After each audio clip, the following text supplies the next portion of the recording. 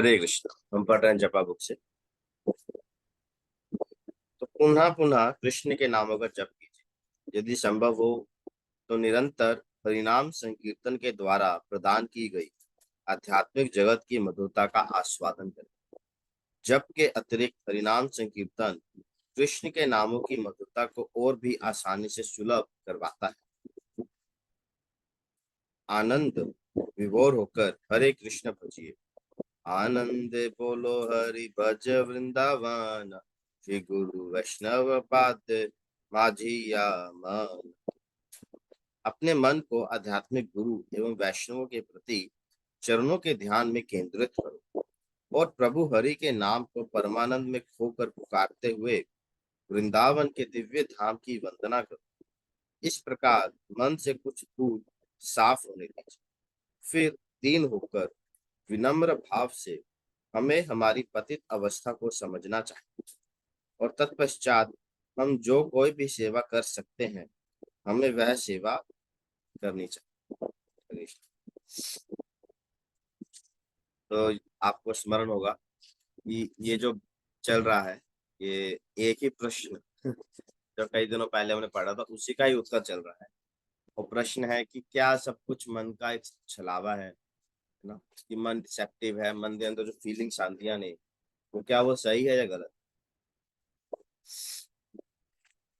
तो कभी कभी हृदय में कुछ आध्यात्मिक अनुभव होते हैं ना, जैसे मान लीजिए हम लोग धाम जाते हैं तो मन में एक अलग से एक हर्ष उल्लास आता है ना। या फिर कभी कभी कीर्तन में बैठे हैं कुछ अलग ही भावनाएं आती हैं, कुछ कभी कभी रोना भी आ जाता है। तो या फिर मन में कोई इच्छा है, कोई भौतिक इच्छा है। जैसे कई लोग सोचते हैं कि अरे मैं नेता बन जाऊं जिससे मैं भगवान की सेवा करूं, काश में IAS IPS ऑफिसर बन जाऊं।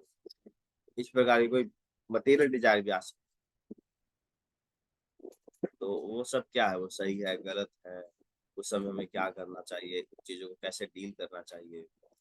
तो उसी के उत्तर में ये सब चल रहा है। काफी लंबा है, अभी और भी है आगे है।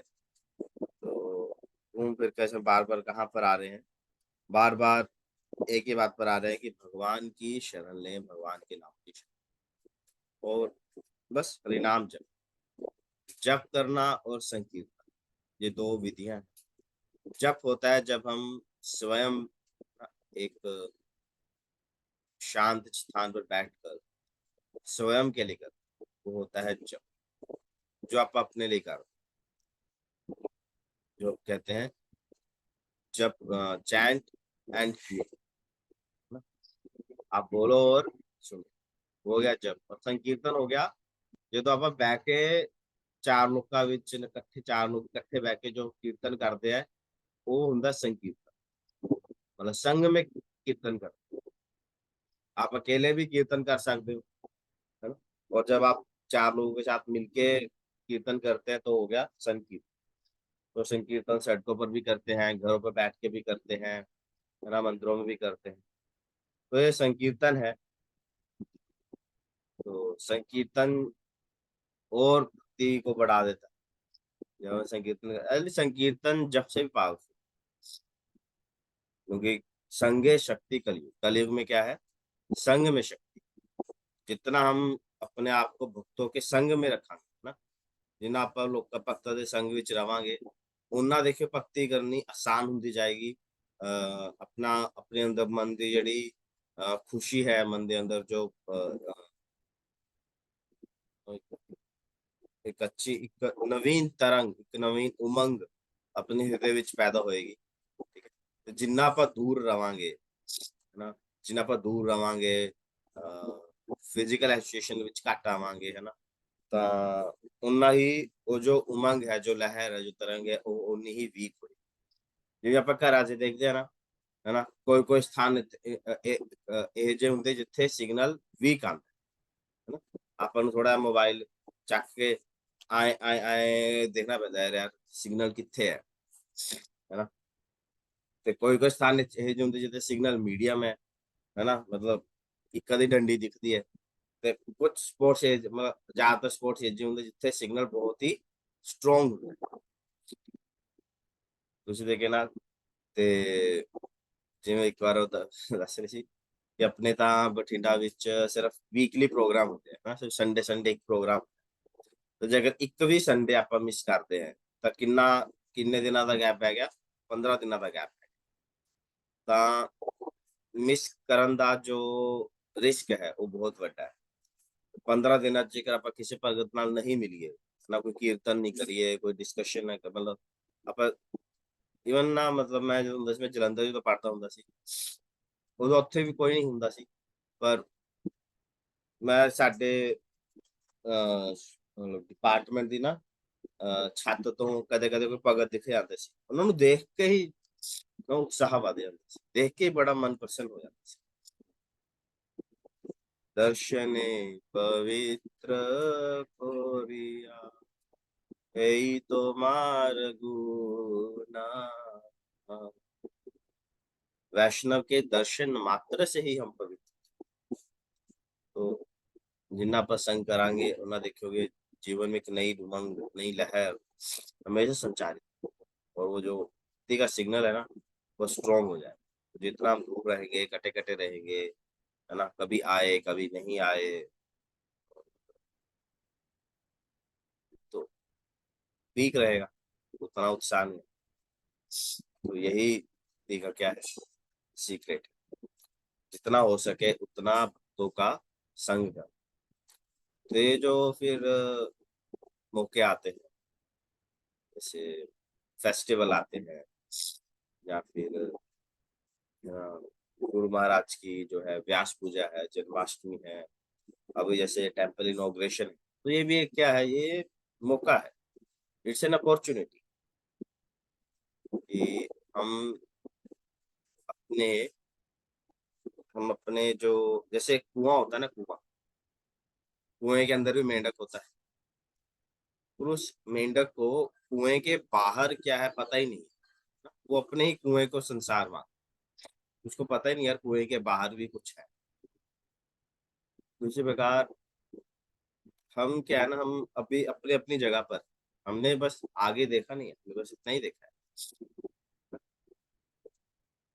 और जब हम अपनी इस जगह से बाहर जाकर देखेंगे ना, देखेंगे अरे ये में क्या क्या है, ये में बहुत कुछ है। और उसके लिए क्या है, थोड़ा सा जंप मारकर बाहर आना। तो जंप मारने में क्या है, एफर्ट खुद खुद खुद से नहीं होता, सोचेंगे बस अपने आप हो जाएगा, ऐसे थोड़ा सा एफर्ट हमारा लगेगा, बाद में फिर भगवान जो है टेक केयर करते। तो ऐसे थोड़े से यात्रा निकलती है, कभी कुरुक्षेत्र की यात्रा निकलती है, कभी वृंदावन की, कभी दिल्ली की, या फिर आसपास जो, तो ऐसे अवसरों को मिस ना करें, यथा संभव प्रयास करके देखें। सिर्फ आहा सोच के मत इनकार करो कि अरे छोड़ो जाना पड़ेगा, तकलीफ होगा या छुट्टी लेना पड़ेगा। निश्चित रूप से कुछ कुछ चीजें तो देखनी पड़ती, पर प्रयास करना चाहिए कि कर पाए, पॉजिटिव एफर्ट डालकर देखना चाहिए कि क्या हम वास्तव में कर सकते। भगवान से प्रार्थना करें कि हे प्रभु मैं जाना चाहता हूँ, पर थोड़ा सा स्थिति नहीं बन रही है, तो आप कृपा कीजिए। तो देखिए जब मन से आप भगवान को प्रे करें कि भगवान मैं करना चाहता हूँ बट मैं नहीं कर पा, तो देखिए भगवान फिर अपना जादू चलाए। अभी क्या है, अभी हम रथ का घोड़ा हमने अपने हाथ में पकड़ा हुआ है। अच्छा यार नहीं मैं नहीं जा सकता, मैं जा सकता हूँ नहीं जा सकता, अभी हम अपने हाथ में घोड़े को पकड़े हुए। जब तक हम अपने हाथ के जीवन का घोड़ा अपने हाथ में है ना, हम कहाँ तक ले जा सकते। बुद्धिमत्ता यही है कि हम रथ की लगाम किसको दे दें, भगवान को दे दें, फिर भगवान उस घोड़े को दौड़ाएंगे, उछालेंगे, उड़ा देंगे, ले जाएंगे। प्रयास करना चाहिए, ये बहुत ही अब सुंदर मौका है। आप ये बस सोचे कि सिर्फ एक टेम्पल का इनॉग्रेशन है, क्या देखें, ये बहुत ही अवसर है कि आप एक वाइड स्पेक्ट्रम देखें। आप देखोगे यार कि दुनिया में कितने प्रकार, कैसे कैसे भक्त हैं, कैसे कैसे प्रोग्राम होते हैं भक्ति में, क्या क्या आनंद। कुएं से निकलकर सागर में जो जाने का अवसर है, इसको ऐसे ही व्यर्थ मत गवाएं। ये सोच के कि यार क्या तकलीफ हो गया, छुट्टी लेना पड़ेगा। मैनेज करने की कई चीजें तरीके होते हैं। वास्तव में कोई समस्या है तो अलग बात है, जेन्युइन समस्या भी हो सकती है, पर प्रयास करना चाहिए। ज्यादा अवसर नहीं मिलते हैं, पर भगवान बीच बीच में ऐसे मौके देते हैं। जैसे अभी हम गौर पूर्णिमा पर गए थे, कोलकाता मंदिर गए थे। तो पहले संभव नहीं लग रहा था जाना, क्योंकि थोड़ा सा ट्रैवलिंग का थोड़ा सा कोलकाता में इश्यू रहता है। पर फिर भी हमने सोचा कि चलो एटलीस्ट जाके तो आना चाहिए। हम गए, तो जैसे ही गए, मतलब निकले, थोड़ा सा दूर है जहाँ से, तो निकले तो देखा तो भगवान की क्या योजना थी। भगवान ने सब कुछ अरेंज करके रखा था। मतलब हमने ऑटो वाला मिल गया, वहां मिल गया, तो सही उपयुक्त स्थान मिल गया वहां पर। इतने बड़े सन्यासी महाराज जी थे, उनके दर्शन हुए। और वहां बारिश हो गई तो हम ऐसे ही छत ढूंढते ढूंढते पंडाल में आप बैठे। और वहां पर कोई नहीं था, मतलब थोड़े से भक्त थे, महाराज जी बैठे हुए थे। महाराज जी से इतना निकट उनको इतने क्लोजली बैठा देखा। फिर वो कुछ ही भक्तों के बीच में आरती हुई, महाराज ने फूल वाला बांटा, तो बहुत ही अच्छा अनुभव हुआ। और भगवान की दया से बारिश तो बड़ी तेज थी, बट ऑटो वाला भी मिल गया, वापस भी आ गए। तो भगवान की करुणा देखने को मिला कि भगवान ने किस प्रकार हमारे लिए सब कुछ अरेंज करके रखा। भगवान केयर करते हैं, भगवान रक्षा भी देते हैं। बट वो तो तब दिखेगा, बट उसके लिए क्या चाहिए, एटलीस्ट घर से बाहर निकलेंगे तभी दिखे। अगर हम घर में ही बैठे रहते, नहीं नहीं यार बस तकलीफ होगी, रहने दो, तो फिर ये अनुभव है। तो क्या एक अच्छा स्लोगन कहते हैं, डर के आगे जीत। डर के आगे, पर जीत पहले नहीं आती। डर का सामना तो व्यक्ति को खुद ही करना, फिर जीत। भगवान की जो जो हम पुस्तक में पढ़ते हैं ना, ये तो हम तो बस पढ़ रहे हैं, मैं एक्सप्लेन कर रहा हूँ, आप सुन रहे हैं। अब ये सब तो किताबी बातें। अगर वास्तव में इन चीजों को अनुभव करना है जीवन ना, कि आप कहीं गए और वास्तव में भगवान ने रक्षा किया, भगवान ने कुछ किया, मतलब अभी क्या कर रहे हैं, we are hearing the philosophy. अभी हम जैसे जो फिलोसफी है, इसको सुन रहे हैं। फिर होता है एक्सपीरियंस इट, है ना।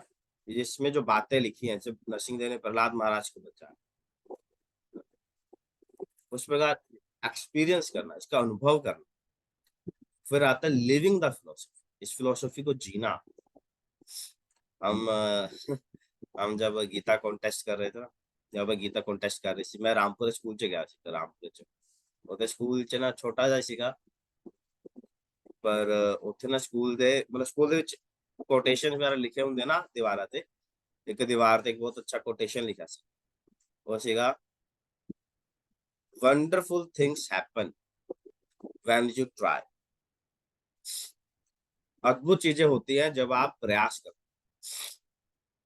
तो मैंने ना इसको बोला, दीपा को, देवी चित्र को बोला, मैं कहा देखा दीपा, ये ना कोटेशन है, लोगों के लिए ये एक कोटेशन है, पर हम इस कोटेशन को जी रहे हैं। तो भक्ति में ना जो रस है, वो आएगा जब आप भक्ति के जो टेस्ट है ना, उसको, आनंद को चखोगे। शहद की बोतल होती है, शहद की बोतल, उसको बाहर से लिक करते रहो तो कोई टेस्ट आएगा नहीं, बल्कि ये शहद है, पर बाहर से टेस्ट लिक करने में टेस्ट नहीं आएगा। भक्ति सिद्धांत जी एग्जाम्पल देते, आई थिंक भगवत गीता में भी है ये। पर जब तक ढक्कन नहीं खोलोगे, शहद का ढक्कन खोलोगे, अंदर जाओगे, फिर टेस्ट आएगा। उसी प्रकार ना हमारी स्थिति क्या है, इवन इंक्लूडिंग अस, हमारी, हम लोग भक्ति को भी बाहर से टेस्ट करते हैं।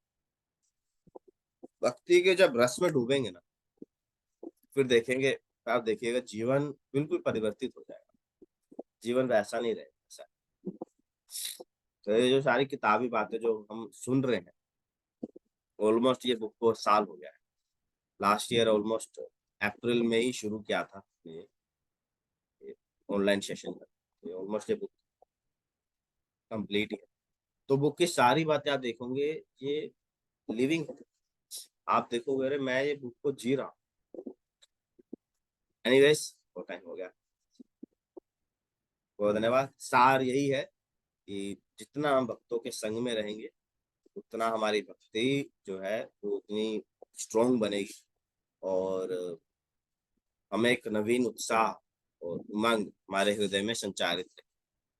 और जो भी हमारे अवसर आते हैं, उन्हें व्यर्थ ही मत जाने दीजिए। उनके ऊपर गंभीरता से विचार कीजिए और प्रयास कीजिए कि सफल हो। नहीं हो पाता तो फिर अलग बात, प्रयास शुरू। हरे कृष्ण। पंकज कोट पढ़ लो।